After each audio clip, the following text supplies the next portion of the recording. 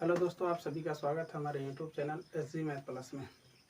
आज हम आप लोगों के लिए लेकर आए हैं कक्षा 10वीं की गणित का सबसे इम्पोर्टेंट चैप्टर ट्रायंगल, त्रिभुज। और आज इस त्रिभुज के बारे में हम सीखेंगे कि त्रिभुज में होता क्या क्या है। तो आज सबसे पहले हम सीखेंगे समरूप आकृतियाँ। समरूप आकृतियाँ वे आकृतियाँ जो आकार में समान होती हैं। जैसे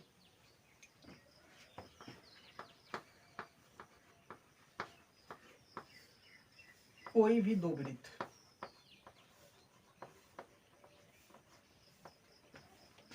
अगर एक वृत्त की बात करें तो ये वृत्त की त्रिज्या कुछ और हो सकती है और इसकी त्रिज्या कुछ और। सपोज कर लें इसकी त्रिज्या R1 है और इसकी त्रिज्या R2 है, तो दोनों आकृतियां आकार में समान। दूसरी एग्जांपल की बात करें, समबाहु त्रिभुज।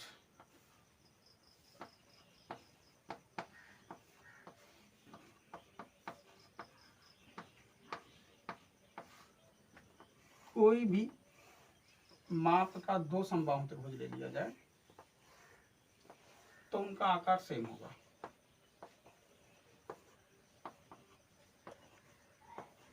अगर ये समबाहु त्रिभुज है तो इनकी तीनों भुजाएं बराबर होंगी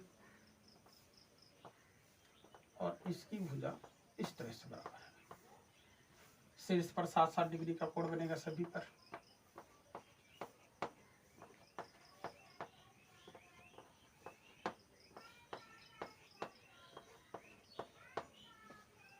तो ये दोनों आकृतियां भी समरूप आकृत होंगी।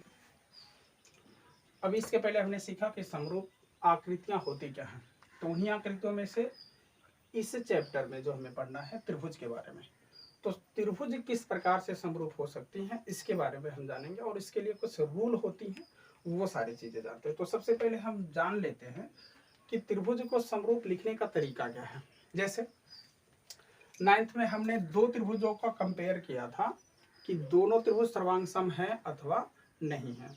तो सर्वांग सम के लिए जो साइन यूज हुआ था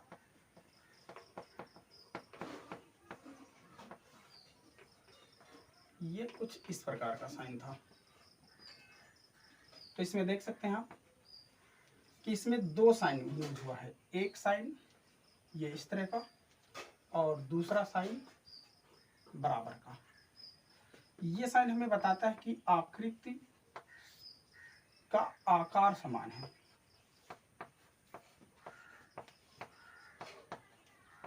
और ये साइन हमें बताता है आकृति की माप समान है।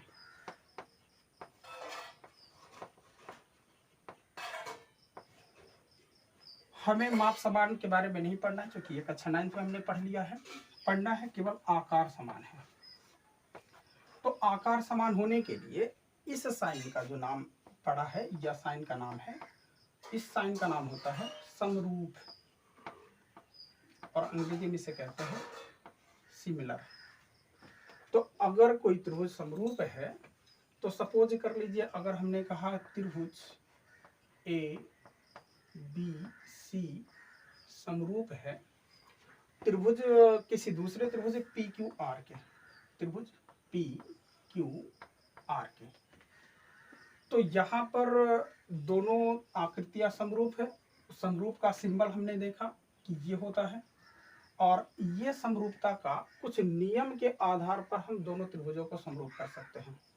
अभी आकृतियों में केवल हमने कहा माप समान होती है, यहाँ पर कुछ थोड़ी सी माप समान नहीं होती है। अब इसके पहले हमने देखा समरूप आकृति में केवल आकार समान होती है। तो बहुत सारे ट्रायंगल ऐसे मिलेंगे, बहुत सारे त्रिभुज ऐसे मिल सकते हैं जो दिखने में लग सकते हैं कि माप उनकी आकृति समान होगी। तो केवल आकृति समान होने से त्रिभुज समरूप नहीं होगा, उसके लिए कुल दो रूल हैं। उस रूल के बारे में हम देखेंगे। तो दो त्रिभुज समरूप हो सकती हैं और उसके लिए हमें दो रूल को पढ़ना अति आवश्यक होगा, जिसके आधार पर हम त्रिभुज को समरूप बता सकते हैं। तो देखते हैं समरूप त्रिभुज होता कैसे है। दो त्रिभुज समरूप होंगे यदि उन दोनों त्रिभुजों के संगत कोण बराबर हों और संगत भुजाओं का अनुपात बराबर हो। तो यहाँ आप देख सकते हैं कि उनके संगत कोण बराबर होंगी और संगत भुजाओं का अनुपात समान होगा, तभी दोनों ही त्रिभुज समरूप त्रिभुज होंगी। अब संगत कोण बराबर क्या होंगी, कैसे होंगी, और संगत कोण होता क्या है और संगत भुजा होता क्या है, इसके बारे में अभी जानेंगे। फिलहाल अभी जान लें संगत भुजाओं का ये जो अनुपात रखा गया है, इस अनुपात को एक और नाम दिया जाता है स्केल गुणक।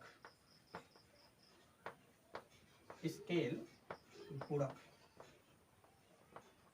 अथवा प्रतिनिधित्व भिन्न भी कहते हैं।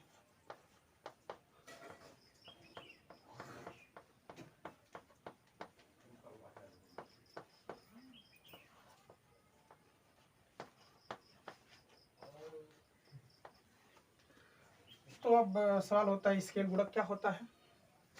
कोई भी बहुभुज हो और बहुभुज की संगत भुजाओं का अनुपात समान हो तो उस अनुपात को हम स्केल गुणक कहते हैं। तो यानी अगर हम कहना चाहें दूसरे शब्दों में कि संगत कोण बराबर हो और स्केल गुणक हो अथवा प्रतिनिधित्व भिन्न हो, इसका साफ मतलब ये हो जाएगा कि संगत भुजाओं का अनुपात समान हो जाएगा। तो इसमें दो चीजों को बहुत बारीकी से जानना बहुत जरूरी हो जाता है, संगत भुजा और संगत कोण। तो आइए जानते हैं संगत भुजा क्या होता है और संगत कोण क्या होता है। उसके बाद त्रिभुज को समरूप के रूप में लिखने का तरीका भी हम सिखाएंगे। तो चलिए देखते हैं अगला टॉपिक।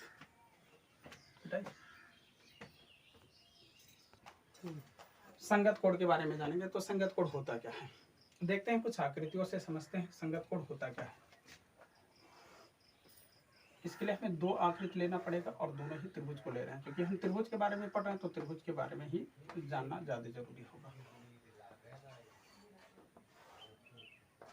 पी क्यू आर, हमने ये मान लिया कि इस शीर्ष का कोण ए इस कोण पी का संगत है, और ये मान लिया कोण बी कोण क्यू का संगत है, और सी आर का संगत है। तो अभी हमने माना, अभी एग्जाम्पल लेकर के उसमें नंबर देकर के हम ये भी समझेंगे कि कैसे होता है।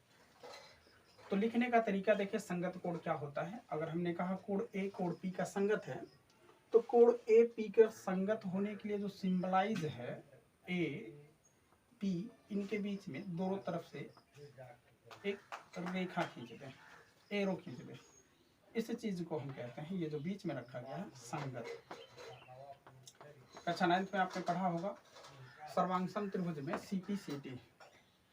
तो सीपीसीटी में आता क्रॉसपोंडिंग पार्ट ऑफ कांग्रुएंस ट्रायंगल। तो क्रॉसपोंडिंग जो होता है वो क्रॉसपोंडिंग यानी संगत जो होता है वो ये साइन होता है। अब ये साइन हमें बता रहा है कि ये कोण इस कोण का संगत है। संगत है का मतलब ये हो जाता है कि इन दोनों कोण को सेम जगह पर लिया गया होगा। और अगर ये संगत कोण बराबर होती हैं और तीनों के तीनों संगत कोण बराबर होती हैं, तो जैसा कि अभी हमने देखा समरूप त्रिभुज होती हैं, तो जिसमें पहला लॉ होता है कि त्रिभुज समरूप हैं तो या तो उनकी तीनों भुजाओं का अनुपात समान होना चाहिए या तो तीनों शीर्ष कोणों का मान बराबर होना चाहिए। तो देखते हैं यहाँ पर ए क्या है, पी का संगत है। फिर हमने माना बी जो है वो क्यू के संगत है, कोण सी कोण आर के संगत है, ये हमने मान लिया। तो अगर हमें ये पता हो गया कि ए संगत है पी का और बी संगत है क्यू का और सी संगत है आर का, तो इस संगत कोण से हम संगत भुजा निकाल सकते हैं।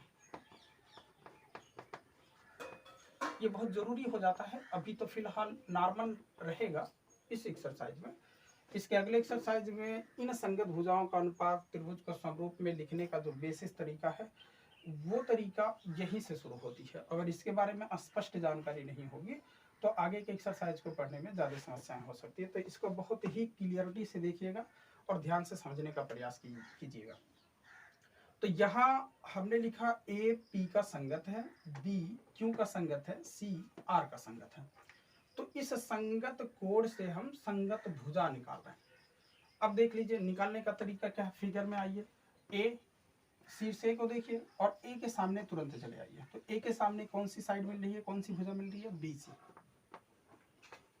अब ए का संगत क्या है, पी। तो दूसरे आकृति की बात कर रहा है, पी के सामने आएंगे तो पी के सामने मिलेगा क्या, क्यू आर।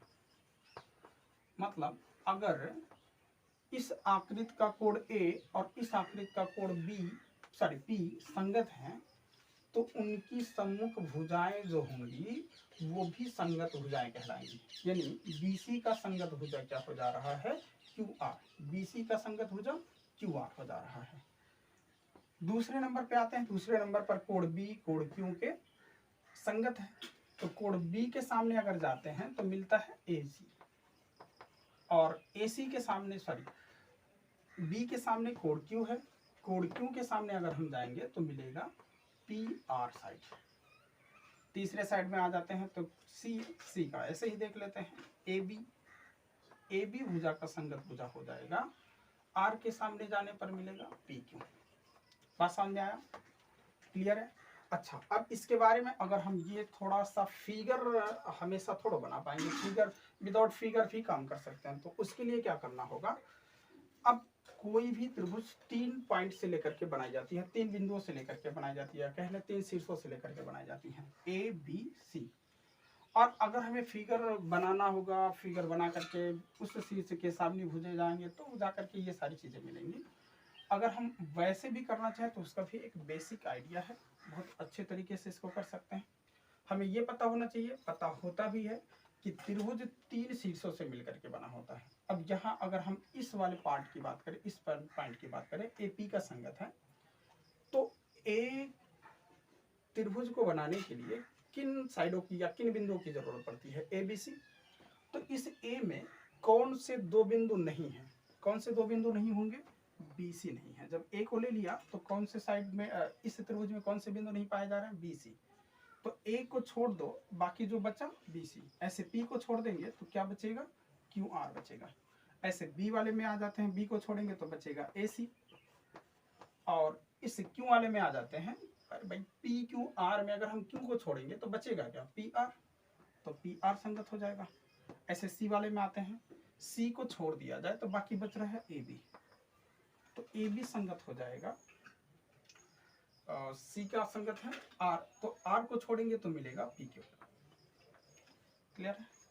ये सारी चीजें जानना बहुत जरूरी इसलिए है क्योंकि अगले एक्सरसाइज में इसी की जरूरत है पड़ेगी। अब मान लीजिए हमने इन दोनों त्रिभुजों के संगत कोणों का मान पता कर लिया। अब अगर हमें ये पता हो जाए कि इनके संगत कोण बराबर हैं, तीनों के तीनों संगत कोण बराबर हैं, तो आगे वाले दूसरे वाले रूल को हमें जाने की जरूरत ही नहीं पड़ेगी, क्योंकि अभी इसके आगे हमें पढ़ना, अभी फिलहाल हमें दोनों चीजों को साथ में लेकर के करना है। अगर किसी त्रिभुज की तीनों कोण या तीनों संगत कोण बराबर होती है तो त्रिभुज समरूप होती है। तो यहाँ अगर हमने बात किया कि ABC दूसरे त्रिभुज PQR की संगत भुजाओं के संगत कोण के बराबर हैं, तो ये दोनों ही त्रिभुज समरूप होंगे। अब यहाँ आ जाता है समरूप त्रिभुज को लिखने का तरीका क्या होता है। और उससे पहले अभी हमने देखा संगत कोण से संगत भुजा कैसे निकाला जाता है। अब छोटा सा एक टॉपिक और देख सकते हैं, संगत भुजा अगर हमें पता है तो संगत कोण कैसे निकाल सकते हैं। तो इस चीज को जानने के लिए देखते हैं। अभी हमें मिला था संगत भुजा BC QR का संगत है, AC भुजा AC संगत है PR के, ठीक। उसके बाद AB संगत है PQ के। तो अभी इसके पहले हमने सीखा संगत कोण से संगत भुजा निकालना। अब ये दूसरी टॉपिक हम सीखने जा रहे हैं कि संगत भुजा अगर हमें पता हो तो संगत कोण कैसे ज्ञात करते हैं, फिगर से और विदाउट फिगर से। तो पहले फिगर की बात कर लेते हैं, और विदाउट फिगर में फिगर में सबसे पहले हम बात करते हैं फिगर में क्या मिलेगा। तो सबसे पहले देखते हैं BC साइड QR साइड के संगत है, यहां हम लिख सकते हैं संगत भुजा। तो इस संगत भुजा से संगत कोण कैसे निकालना होगा। तो भुजा BC भुजा QR का संगत है, तो फिगर में जाते हैं BC के सामने जस्ट अपोजिट, कोण के सामने भुजा, अब भुजा के सामने कोण ले लेंगे। तो BC के सामने जाएंगे मिलेगा क्या, कोण A, और QR के सामने जाएंगे मिलेगा कोण P। ऐसे इसका भी निकाल सकते हैं AC के सामने जाएंगे तो मिलेगा B, और इसके सामने जाएंगे तो मिलेगा Q। ऐसे AB के सामने जाएंगे तो मिलेगा C, और ऐसे ही PQ के सामने जाएंगे तो मिलेगा R। तो ये हो गया फिगर से निकालने का तरीका। विदाउट फिगर से निकालने का तरीका इसके पहले जो अभी हमने देखा कि त्रिभुज 3 पॉइंट से मिलकर के बना होता है, तो वही फिगर यहाँ, वही ट्रिक यहाँ भी अप्लाई कर लेते हैं। BC, BC में क्या नहीं है? A। QR, QR में क्या नहीं है? P, तो P संगत होगा। AC, PR का संगत हो जाएगा। AC, AC, AC में क्या नहीं है? B नहीं है। और यहाँ PR में क्या नहीं है? Q नहीं है। ऐसे ही AB में क्या नहीं है? C नहीं है। और PQ में क्या नहीं है? R नहीं है। तो ये संगत हो गया। तो अब हमने दोनों तरीकों को सीख लिया, संगत भुजा से संगत कोण निकालना, संगत कोण से संगत भुजा निकालना। अब आप लोगों के लिए थोड़ा सा मैं एक्सरसाइज करने के लिए टॉपिक दे देता हूँ, क्वेश्चन दे देता हूँ, करके थोड़ा सा चेक कर लीजिए क्या आपको ये सारी चीजें समझ में आई या नहीं। नहीं आए तो थोड़ा सा वीडियो फिर से रिवर्स करके देख सकते हैं।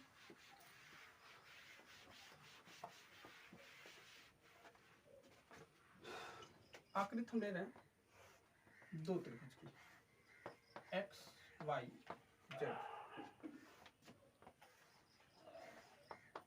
यहाँ ले लेते हैं ABC। चलिए, तो संगत भुजा से संगत कोण निकालने के लिए हम ये बात कर रहे हैं कि कोण X कोण A का संगत है, कोण Z कोण B का संगत है, कोण कोण Y कोण C का संगत है। यानी X A का संगत, Z B का संगत, Y C का संगत है। देखते करके दिखाइए, थोड़ा सा देख लीजिए आया। अच्छा, अब देखते हैं कैसे निकालेंगे। अभी वही ट्रिक, X Y Z में क्या नहीं है? Z Y। ABC में क्या नहीं है? इस A में क्या नहीं है? BC संगत। ऐसे Z का निकालेंगे तो Z में क्या नहीं है? Z में Y या XY नहीं है। तो त्रिभुज में अगर B पॉइंट दे दिया गया तो त्रिभुज में किस बिंदुओं की कमी अभी भी है? AC। ऐसे ही निकाल सकते हैं संगत भुजा, ऐसे ही संगत कोण से संगत भुजा निकाल सकते हैं। अभी हमने सारी चीजों को सीख लिया कि ये त्रिभुज, इस त्रिभुज के संगत भुजा और संगत कोण किस तरह से निकालेंगे। अच्छा, तीसरी साइड के बारे में अगर बात करें, Y में क्या नहीं है? XZ नहीं है। और C में क्या नहीं है? A भी नहीं है। तो अब चलिए मान लेते हैं कि इनके तीनों संगत कोण बराबर हैं, तीनों संगत कोण बराबर है। तो अभी जो हमने पढ़ा त्रिभुज समरूप होंगे, तो समरूपता का पहला नियम होता है कि संगत कोण अगर बराबर है तो आकृति या त्रिभुज समरूप होगा। तो उस समरूप त्रिभुज को लिखने का तरीका क्या है? ऐसे ही नहीं होता, किसी भी त्रिभुज को हम अगर ऐसा करें, हम X Y Z सिमिलर हमने लिख दिया ABC, तो ये गलत हो जाएगा, क्योंकि यहाँ पर हर एक पॉइंट जो इधर लिखा गया है उधर वाले त्रिभुज की संगत बिंदुओं के हिसाब से रखना होता है, अन्यथा ये सारी चीजें गलत हो जाएंगी। अभी ये गलत क्यों है, अभी आप सीख लेंगे और जानेंगे कि ये गलत क्यों है। तो देखते हैं, अगर हमें इन दोनों त्रिभुजों की इन तीनों संगत कोण बराबर मिल गई, जैसे X A के बराबर है, Z B के बराबर है, Y C के बराबर है, तो ये दोनों त्रिभुज बेसिकली समरूप होंगे। तो समरूप लिखने का क्या तरीका है? जैसे इसको हमने कहा ये तरीका गलत है, तो इस त्रिभुज को X Y Z को किसी भी फॉर्म में हम लिखना चाहें तो लिख सकते हैं। जैसे X Y Z में हमने लिख दिया, फिर इधर साइन बना दिया समरूप का। अब उधर वाले त्रिभुज को इधर वाले त्रिभुज के संगत बिंदुओं के हिसाब से रखना होता है, कहने का मतलब संगत कोण के हिसाब से रखना होता है। ये रूल होता है त्रिभुज को समरूप में लिखने का तरीका। अब अगर हम बात करें X, तो यहाँ पर हमने लिख दिया A, तो ये सही है, क्योंकि देखें X का संगत क्या है? A है। तो यहाँ त्रिभुज ABC में X का संगत A मिला, Y का संगत क्या मिल जा रहा है? C, जबकि यहाँ हमने लिखा है B, इसी वजह से ये गलत होगा। तो Y का संगत क्या है? C, तो Y इस वाले त्रिभुज की इस पार्ट में दूसरे नंबर पर लिखा गया, तो उधर वाले त्रिभुज में इसका संगत पॉइंट दूसरे नंबर पर होना चाहिए, अन्यथा गलत हो जाएगा। Y का क्या हो जाएगा? C हो जाएगा। Z जड़ की बात करें तो जड़ के बाद क्या मिल रहा है, जड़ का संगत मिल रहा है बी, तो ये हो जाएगा त्रिभुज समरूप का सही तरीका, जो कि ये तरीका गलत है। मान लीजिए हमें कोई और तरीके से लिखना, हमने लिख दिया वाई जेड एक्स ऐसे बदल करके, तो फिर क्या करना होगा, इधर भी वैसे ही रखना, वाई वाई का संगत क्या सी, जेड का संगत जेड का संगत बी, ये ध्यान रखना बहुत जरूरी है, अन्यथा ये सारी चीजें गलत हो जाएंगी। तो समरूप त्रिभुज को लिखने का ये कुछ बेसिक तरीका था। अभी हमने सीखा समरूप आकृतियां होती क्या हैं। समरूप आकृतियां वो होती हैं जो आकार में समान होती हैं और माप भिन्न भिन्न हो सकती हैं, समान भी हो सकती हैं। अगर माप समान हो जाएंगे तो सर्वांग सम बन जाए। जो दोनों रूल हमने देखा कि संगत कोण बराबर होंगे और संगत भुजाओं का अनुपात बराबर होगा, तभी त्रिभुज समरूप होगा। तो यहाँ संगत कोण को अगर हमने देखा कि संगत कोण बराबर है तो त्रिभुज समरूप होंगी, और दोनों त्रिभुजों को समरूपता के नियम से लिखने का जो तरीका था, ये तरीका हमने सीख लिया है। और इसी प्रकार से अगर संगत भुजाओं का अनुपात हमें पता है तो संगत भुजाओं के अनुपात अगर बराबर मिलते हैं तभी आकृत या त्रिभुज समरूप होगा। और त्रिभुज जब समरूप हो जाएगी तो उसके लिए भी यही तरीके अप्लाई करेंगे। जब हमें संगत भुजा पता हो जाएगा या संगत कोण का मान अनुपात बराबर होगा, तो भी हम उनके संगत शीर्ष निकाल करके त्रिभुज को समरूपता के नियम से लिखेंगे। आज के लिए बस इतना ही, धन्यवाद। और आगे के वीडियो में हम देखेंगे थेल्स प्रमेय क्या होता है।